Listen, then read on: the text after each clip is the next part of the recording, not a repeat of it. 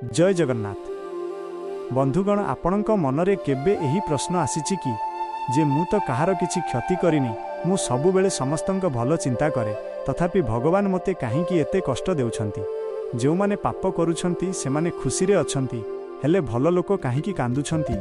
आसंतु जानिबा एहा पछर सत्य कोन।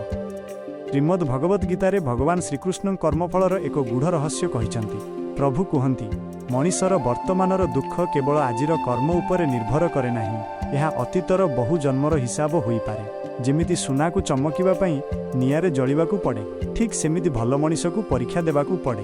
भगवान भल लोकंकू कष्ट देई सेमानंकू आहुरी मजबूत करंती, जहा द्वारा सेमाने भविष्यतर बड़ दायित्व नहीं पारिबे। जदि आपण सत मार्ग रे अछंती आउ तथापि दुख आसुछि, तेबे भांगी पड़ंतु नाही।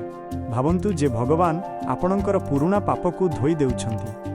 धैर्य रखंतु, दुखर राति परे सुखर सकाळ निश्चय आसिबो। कर्म करि चालंतु, फलर आशा रखंतु नाही। बंधुगण, भगवानंक विचार उपरे भरोसा रखंतु। जदि आजिर वीडियो आपनकू साहस देला, तेबे लाइक करंतु। एमिति ज्ञानपूर्ण वीडियो पई आम चैनल ओडिया गीता ज्ञान को एबे ही सब्सक्राइब करंतु। रहुछि, जय जगन्नाथ।